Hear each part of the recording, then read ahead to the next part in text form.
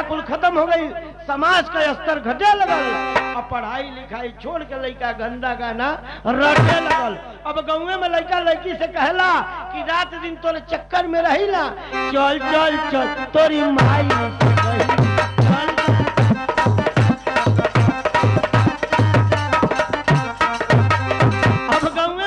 DJ बजावत हम चलाए के जनरेटर तोहर दोनों इंडिकेटर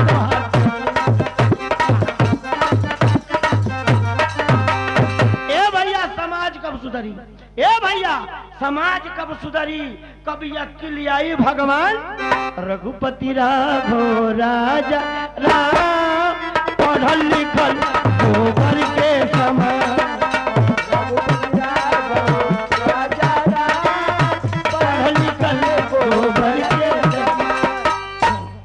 मास्टर एगो हमार तन डुप्लीकेट लगा दा।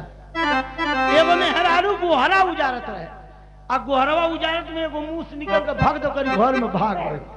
आ जब भागल तो बिहान भइले बिल खन की इतना माटी तो फेंकते बा, बेचारी झाड़ के झाड़ू से फेंकल। बिहान भइले देखते तो दूसरे जगह बिल खन देले। तो कहत अपनी मर्दा से कि डाली दे तो बिलिया में एक बाल्टी लिया के पानी रजमू। अरे डाली दे तो बिलिया में एक बाल्टी लिया के पानी रजमू। अरे कहियो मुसवा के ले तो फसाई लगा के मुसरदानी।